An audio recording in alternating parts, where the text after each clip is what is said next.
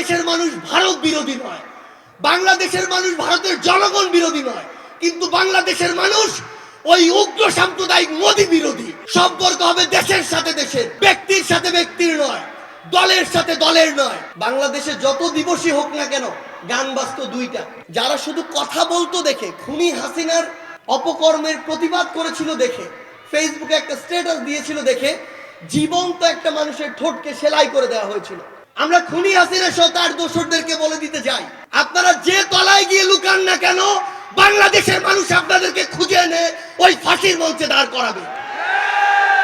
আমরা ভারতকে একটি জিনিস বলে দিতে চাই, ওই মোদীকে একটি জিনিস বলে দিতে চাই, বাংলাদেশের মানুষ ভারত বিরোধী নয়, বাংলাদেশের মানুষ ভারতের জনগণ বিরোধী নয়, কিন্তু বাংলাদেশের মানুষ ওই উগ্র সাম্প্রদায়িক মোদী বিরোধী। বাংলাদেশের মানুষ ওই গুজরাটের উগ্র সাম্প্রদায়িক মোদীর বিরোধী, যে উগ্র সাম্প্রদায়িক মোদী মুসলমানদের রক্তের উপরে এসে এই ভারতের ক্ষমতায় এসেছে।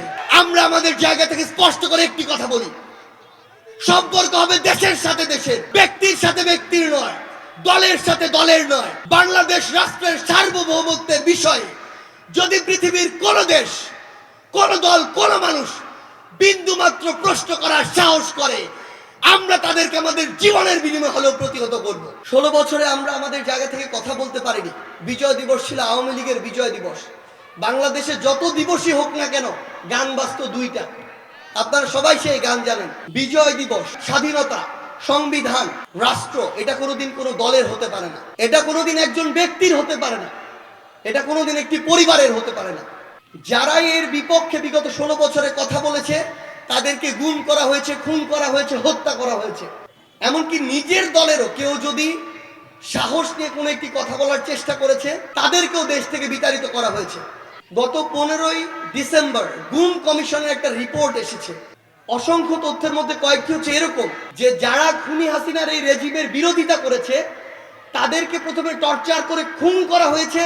তারপরে রেল লাইনে যখন ট্রেন আসবে, ট্রেন আসার পূর্বে নির্জন জায়গায় রেলের লাইনের উপরে তার বডি দেওয়া হয়েছে, তার বডি ছিন্ন বিচ্ছিন্ন হয়েছে, পরবর্তীতে সেটিকে রেলের দুর্ঘটনা হিসেবে দেখানো হয়েছে। এমন অসংখ্য মানুষ ওই নির্মম নির্যাতনের বর্ণনা এসেছে, যারা শুধু কথা বলতো দেখে, খুনি হাসিনার অপকর্মের প্রতিবাদ করেছিল দেখে, ফেসবুকে একটা স্ট্যাটাস দিয়েছিল দেখে, জীবন্ত একটা মানুষের ঠোঁটকে সেলাই করে দেওয়া হয়েছিল। এই এভিডেন্স গুলো সব আপনাদের সামনে ধীরে ধীরে আসবে। আমরা শুধু আমাদের জায়গা থেকে আপনাদেরকে একটি কথাই বলে যাই, খুনি হাসিনা যা করেছে তার নির্মম পরিণতি তার হয়েছে। এর চেয়ে লজ্জাজনক বিদায় বাংলাদেশের ইতিহাসে এর আগে কোনোদিন কোনো প্রধানমন্ত্রী হয়নি, আগামীর বাংলাদেশেও হবে না। একটা মানুষের ন্যূনতম যদি লজ্জা থাকতো, তাহলে সেই মানুষটা, এই ক্ষমতা পিপাসু নারী, তার নিজের কথা আর পরিবারের কথা এক পাশে রেখে, এই যে হাজার হাজার নেতা কর্মী, এই যে 47-49-এর পর থেকে একটা দলের বিভিন্ন জায়গায় ভূমিকা রাখা, এই যে 71-এর মুক্তিযুদ্ধে কিছু না কিছু ভূমিকা রাখা, সবশেষে এই যে একটা দলের এত বড় ভবিষ্যৎ, সকল কিছুকে শুধু নিজের ক্ষমতার জন্য বিসর্জন দিতে পারত না।